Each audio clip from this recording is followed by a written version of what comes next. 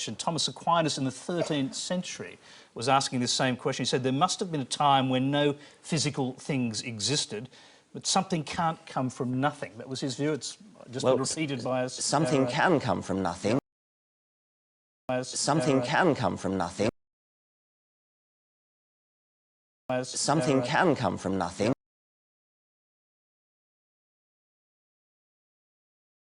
You can dispute exactly what's meant by nothing, but whatever it is, it's very, very simple.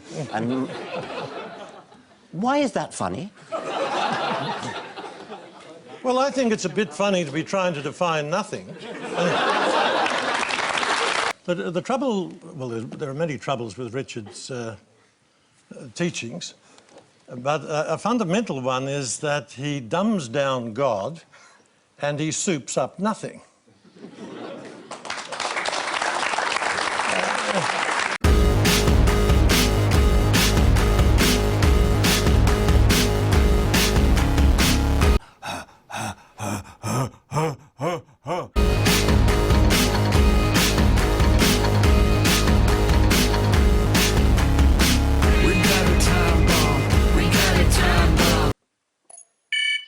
Question for Richard Dawkins. The Big Bangers believe that once there was nothing, then suddenly, poof, the universe was created from a Big Bang. If I have nothing in the palm of my hand, close my fingers, speak the word bang, then open my fingers again, still I find there is nothing there. I ask you to explain to us in layman's terms how it is that something as enormous as the universes came from nothing. Richard Dawkins. Well, obviously you're not a physicist, and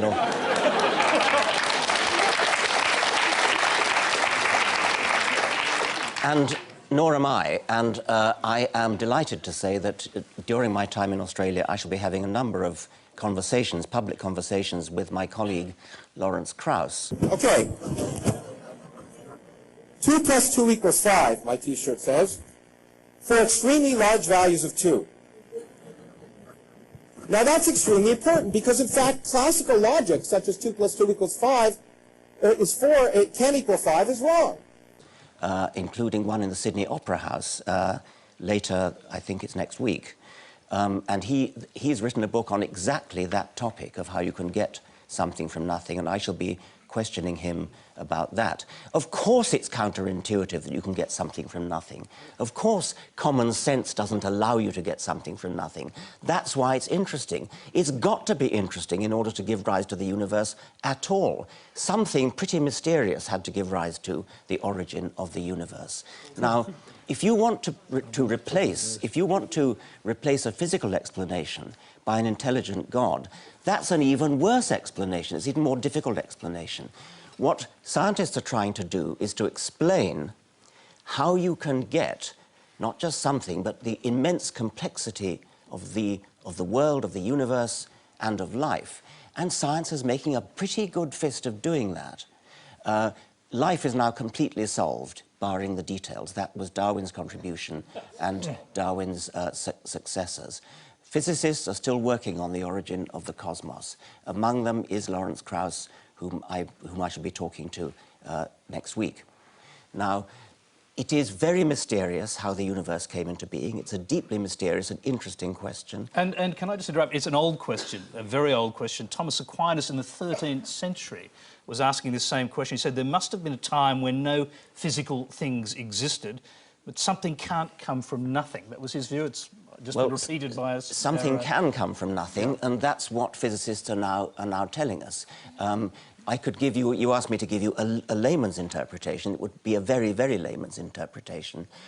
When you have matter and antimatter and you put them together, they cancel each other out and give rise to nothing.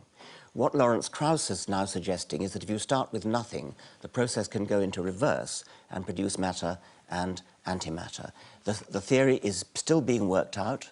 It's a very difficult theory, mathematical theory. I'm not qualified to answer the question, but what I am sure about is that it most certainly is not solved by postulating an intelligence, a creative intelligence, who raises even bigger questions of his own existence. That certainly is not going to be the answer, whatever else is. George Pell. Thank you. The trouble, well, there are many troubles with Richard's teachings, but a fundamental one is that he dumbs down God and he soups up nothing.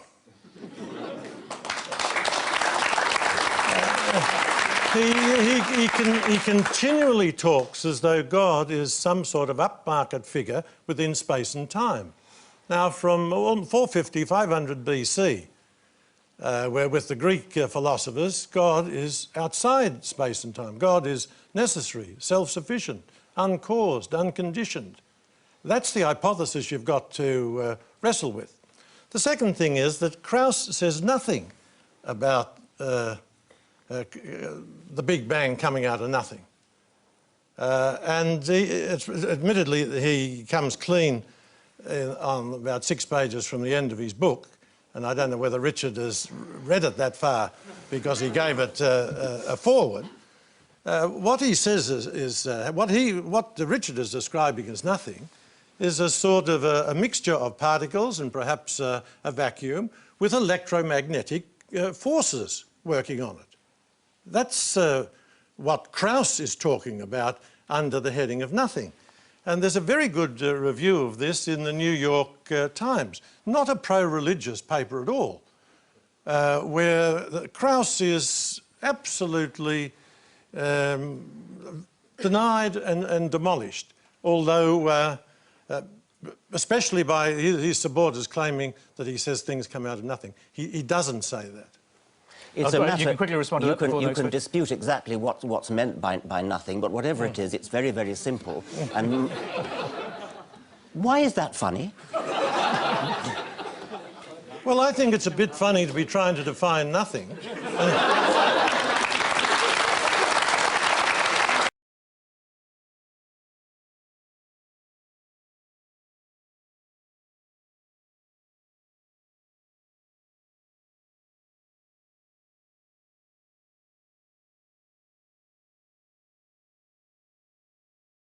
I talked to Eugenie Scott because she came to Delaware, and I went up to her and I said something, started saying something to her about Dawkins, and she rolled her eyes.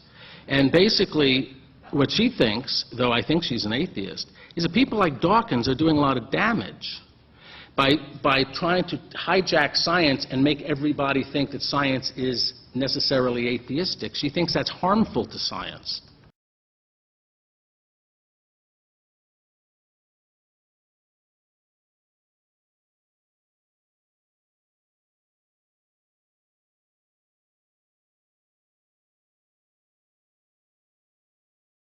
Of course, curiosity and wonder is an appropriate attitude, but that is no justification for pseudo-science. And that's what it is when you're talking about the vacuum as nothingness. The vacuum is a physical entity with a rich physical substructure. It is a sea of fluctuating energy governed by physical laws.